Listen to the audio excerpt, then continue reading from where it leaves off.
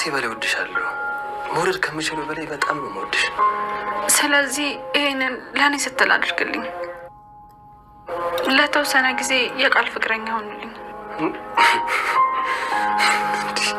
የኔ ቆንጆ የእውነት ከልቤን ያሳቅሽኝ። እንዴ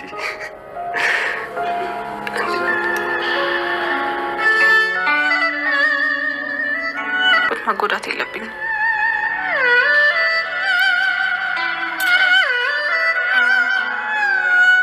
ዳግም እናቴ በስስት ስታይኝ ስትጨነቅልኝ ማየት ፈልጋለሁ። ስሜቱ ምን እንደሆነ እራሱ አላውቅም። አዎ ይገባኛል። አልገባህም? ቢገባህማ ትረዳኝ ነበር። ሁሉን ነገር ነግረሻት ከዛ ምን የሚፈጠር ይመስልሻል? በኃይሉ በቁምሽ ነው የሚቀብርሽ። ስለ እናቴ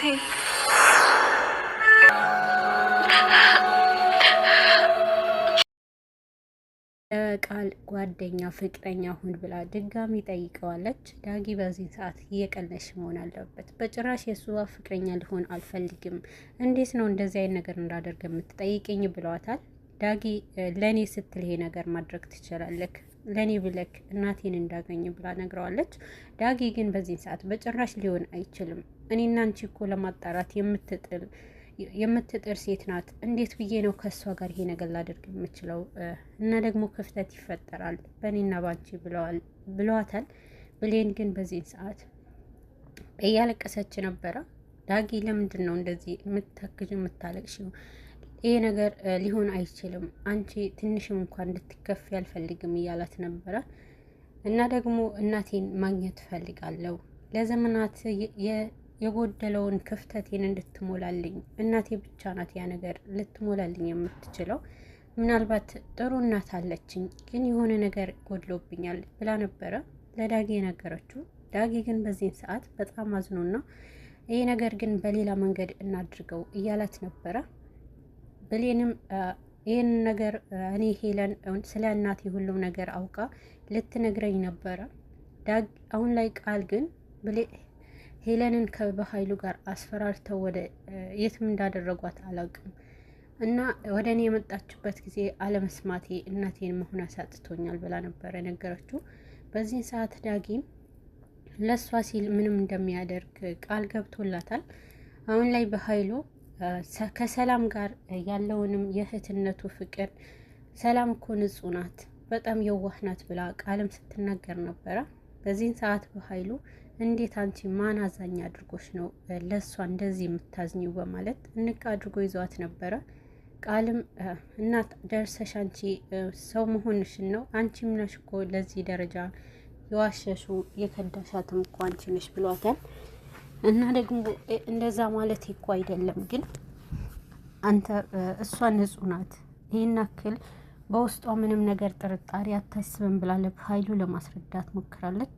በኃይሉ በዚህን ጊዜ ይህ ነገር ካላቆምሽ በጭራሽ ለአንቺ መጥፎ ነው የሚሆነው ብሏታል። ብሌን አሁን ላይ ዳጊን ፍቅረኛዋ እንዲሆን ለቃል አስገድደዋለች።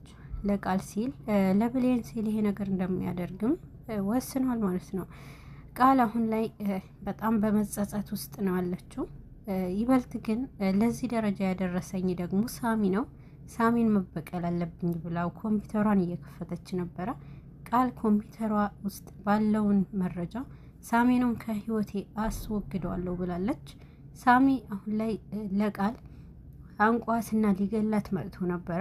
በዚህ መሀል ግን ያንን እልህ ውስጥ አስገብተዋታል። ቃል ይሄ ነገር እሱ ነው የኔ ህይወት እያመሰቃቀለብኝ ያለው፣ ስለዚህ የእሱን ህይወት ባዶ ማድረግ አለብኝ ብላ ኮምፒውተር ውስጥ የደበቀችውን መረጃ ትያለች። በጣም በምትፈልግበት ሰዓት መረጃው ግን ጠፍቶ ነበረ። ይሄ ነገር በጭራሽ ሊሆን አይችልም፣ ይሄ እኮ ነው የኔ ዋስትና እያለች ቃልም በጣም ውስጧን በጭንቀት ስትፈልግ ነበረ።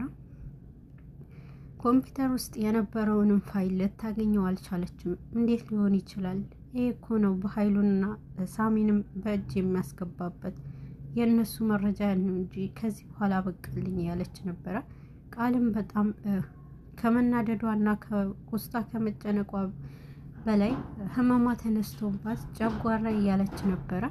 የጨጓራ ህመሟ ተነስቶ መድኃኒት ስትፈልግ ትንሽም እንኳን መንቀሳቀስ አቅቷት ነበረ። ወይኔ ጨጓራ እያለች መድኃኒቱን ብትፈልግም ከየትም ልታገኝ አልቻለችም። በዚህን ጊዜ ግን እንደምንም ብላ ወደ ውጭ ወጥታ በር ላይ ቁጭ ብላ ነበረ ቃል። በዚህ መሀል ግን አሁን ምንድን ነው የማደርገው? መጨረሻዬ ምንድን ነው? አሁን ላይ በቃ ሳሚንም የማስፈራራበት ወይንም ሳሚን ከህይወት የማስወግድበትን መንገድ የለም በቃ በማለት ነበረ ቃልም በውስጧ ጭንቀት ውስጥ የገባችው። ህመሟ ብሶባት ግን በጣም ስትጮህ ነበረ። የቃልም ሁኔታ ያየ ዳጊ ከበር ሲመጣ ቃልም ሁኔታውን አስገርሞት ነበረ። የቃል ሁኔታ በዚህን ጊዜ ምን ሆነች ነው እያለ ሲጠይቃት ነበረ። ቃልም ጨጓራ ያሞኝ ነው ህመም መድኃኒት አጥቼው መድኃኒት ያላገኘሁትም እያለች ነበረ። በዚህን ሰዓት ዳጊ በቃ ሽኔ አመጣልሻለሁ በማለት ወተትና መድኃኒት ይዞላት ይመጣል። በዚህን ሰዓት በጣም ደስተኛ ሆና ነበረ። ዳጊ የፈለገውን ነገር ምንም ሳይናገራት እንኳን በዚህ ሰዓት አመሰግናለሁ እያለች በፍቅር አይን ስታየው ነበረ ቃል። እቺ ልጅ ምንም ሳልላትና ገና ምንም ሳልነግራት እንደዚህ የምትሆነው እያለ ዳጊም በግርምት ሲያያት ነበረ። በዚህን ጊዜ ግን ለምንድን ነው ራስሽን የማትጠብቂው? ለምን ራስሽን አትንከባከቢም? እያለ ዳጊም እየተናገራት ነበረ። በዚህን ሰዓት ስለኔ ተጨንቀህ ነው እንዴ እያለች ዳጊንም በጥሩ የሆነ የፍቅር ቃላቶች ስትጠይቀው ነበረ። በዚህን ሰዓት ዳጊ አዎ እጨነቅልሻለሁ እኔ ቆንጆ፣ ራስሽን መንከባከብ አለብሽ፣ ቅድሚያ ለራስሽ ስጪ እያለ እሱም ጥሩ ቃላቶች ሲያወራት ነበረ። የኔ ቆንጆ ነው ያልከኝ እንዴ በማለት በጣም ደስተኛ እንደሆነች ስትነግረው ነበረ። አዎ እንደዛ ነው ያልኩሽ በማለት እሱም መልሶ አዎ ይላታል። በዚህን ሰዓት በጣም ውስጧ የሆነ ፍቅር ስሜት ተሰምቷት እና አንተ ለኔ ያስበህልኝ ነው በጣም የሚገርም ነገር ነው በማለት ነበረ ደስተኛ እንደሆነች የገለጸችው። ግን ደግሞ ዳጊ በጣም ውስጡ ተጨንቆ ግን ደግሞ ከብሌን ጋር ያወራውንም ነገር ለብሌን ስል ማድረግ አለብኝ እያለ ከቃል ጋር እየተፈጠረ ያለውን ዝም ብሎ ለማድረግ ወስነዋል ማለት ነው። በዚህ ሰዓት ግን ቃል አሁንም ቢሆን እሱን አግኝቻለሁ በማለት በጣም ደስተኛ ሆኛለሁ በማለት አሁንም ወደ እሱ ለመጠጋት እየተሞከረች ነበረ። ግን ደግሞ ከአንድ በኩል ሰላም እያየቻቸው ነበርና ሰላም እያየችው ነገር ማመን አልቻለችም ነበረ። እንዴት ብሎ ነው ሁለት ሴቶች እንዴት በአንድ ጊዜ ከነሱ ጋር ይሆናል?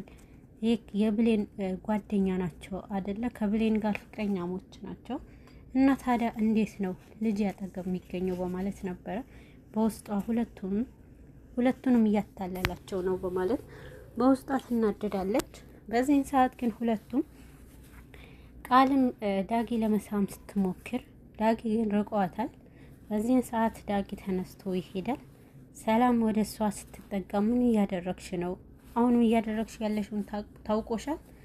ምንድን ነው? የብሌን እኮ ጓደኛ ነው፣ ለምንድን ነው እንዲህ የምታደርጊው? እያለች ነበረ። ቃልም በዚህን ሰዓት ብሌንና ዳጊ እህትና ወንድማማቾች ናቸው። ስለዚህ ዳጊን ደግሞ ለማግኘት የቻልኩትን ሁሉ አድርጋለሁ፣ የቻልኩትን ሁሉ ጥረት አድርጋለሁ እያለች ለሰላምም ነግራታለች ማለት ነው። ሰላም በዚህን ሰዓት በጣም ተገርማለች። እንዴትን በዚህን ያክል ትሆናለች በማለት ነበረ ግራ ተጋባችው። አሁን ላይ ቃል ወደ ቤት ከገባች በኋላ ሰላም ግን ይሄ ነገር ቆሜ ማየት አልችልም ብላለች። ብሌን ወደ እናቷ ሄዳለች። ወደ እናቷ ከሄደች በኋላ እሷን ስታገኛት ከመጀመሪያውንም አዝናባት ስለነበረ ከዳጊ ጋር ስለታረቃችሁ ነው እንዴ ወደ እኔ የመጣችሁ ብላለች። በዚህን ጊዜ ገኒ ይሄ ነገር ስትላት አይ አይደለም፣ መጀመሪያ ግን ጥያቄዋ ከዳጊ ጋር ታርቃችኋል እንዴ ትላታለች። ግን ደግሞ ብሌንም አዎ ስትላት ለካ ከሱ ጋር ስለታረቅሽ ነው አንቺ ወደ እኔ የመጣችሁ በማለት በጣም ታዝንባታለች። በዚህን ሰዓት እንዳዘነችባት ካወቀች በኋላ እኔ እኮ አንቺን ተቀይመሽኛል፣ ለዛ እንጂ እኔ አንቺን መቼም ተቀይሜሽ አላቅም እያለች ነበረ። ገኒም እኔ እኮ እንኳንና ከዳጊ የበለጠ አንቺን ነው የምወድሽ፣ አንቺን ነው ምረጭ ቢባል አንቺ ነው የምመርጠው፣ ምን አለ ዳጊ ባላገኘውና እስከ መጨረሻው አንቺ ብቻ ብትሆኚ ነበረ ያለችው። በዚህን ሰዓት ገኒ አንቺ ከኔ በመራቅሽ በጣም ጎደሎነት ተሰምቶኛል ልጄ፣ አንቺ ሁሌም የኔ ልጅ ነሽ በማለት ገኒም ታስጠጋታለች። በመሀልም በጣም ደስተኛ ሆነው ዳጊ ወደ እነሱ ይሄዳል። ዳጊ እነሱ ጋር ከሄደ በኋላ ደስተኛ ሆነው ነበረ። ግን ደግሞ ከሁለቱ መሀል ፍቅር እንዳለ አሁንም ገኒ አልተቀበለችውም። እህትና ወንድማማቾች ናቸው፣ ስለዚህ የተለየ ነገር ሊፈጠር አይችልም አይገባም ብላለች። ግን ደግሞ ይሄ ነገር ለማድረግ ሁለቱም በድብቅ የሆነ የራሳቸው ግንኙነት እየሄዱ ይገኛሉ። በመሀል የገኒ ጎረቤት ትመጣለች። የገኒ ጎረቤት ከመጣች በኋላ ዳጊ ስታየው በጣም ትደነግጣለች። ዳጊ ግን እሷን በየሰዓት ነብር ነበረ የሆነው። ዳጊ እዚህ ምን ታደርጊያለሽ ብሎ በቁጣ ያናግራታል።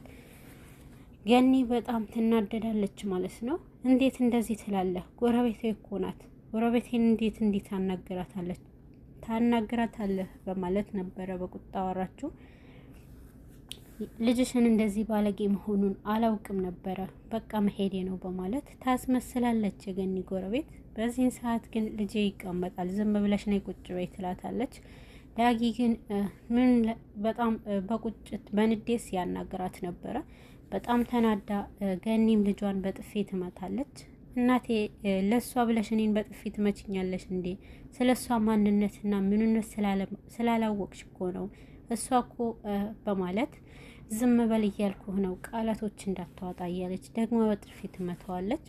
ዳጊ በዚህን ሰዓት እናቴ ከመምታትሽ በፊት ማወቅ ያለብሽና እሷ ማን እንደሆነች ብታቂ ብሎ ይላታል። በዚህን ሰዓት ግን ገኒ ዝም በል ብዬሽ ነበረ ዝም አትልም እያለች ትቆጣዋለች። ዳጊ ግን ሁሉንም እውነት ለማፍረጥ ወስኖ ነበረ። እሷ እኮ የበኃይሉ ተላላኪ ናት በማለት እውነቱን ታፈርጠዋለች። በዚህን ሰዓት ገኒ ራሷን ስታ ትወድቃለች ማለት ነው።